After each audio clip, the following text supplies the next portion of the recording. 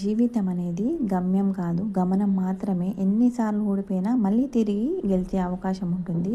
ఎప్పుడైతే మీలో కష్టాన్ని ఎదుర్కొనే దమ్ము, బాధని భరించే ఓర్పు మీలో ఉంటుందో తప్పకుండా గెలుపు మీదే అని అర్థము. కాలాన్ని మనకు కొలవడానికి గడియారం కావాలి, కానీ కాలాన్ని గెలవడానికి ఎన్నిసార్లు పడ్డా కానీ తిరిగి లేచి మళ్ళీ పరిగెత్తే పట్టుదల మనలో ఉంటే చాలు. ఇంకా విషయం ఏంటంటే, మనకు ఏదైనా చేయాలనే ఆశ, ఏదైనా చేయగలము అన్న పట్టుదల మనం ఉంటే మనం సాధించలేనిది ఏది ఉండదండి. ఈరోజు బ్రేక్ఫాస్ట్లోకి వచ్చేసి నేను పాలక్ పరాటా చేస్తున్నానండి.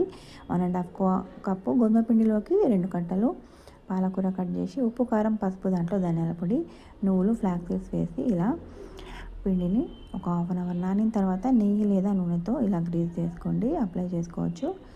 పిల్లలకి, పాలకూర తినని వాళ్ళకి ఇది చాలా బాగుంటుందండి. మీరు కూడా తప్పకుండా ట్రై చేయండి. నా వీడియోని లైక్ చేయండి, షేర్ చేయండి, సబ్స్క్రైబ్ చేయండి.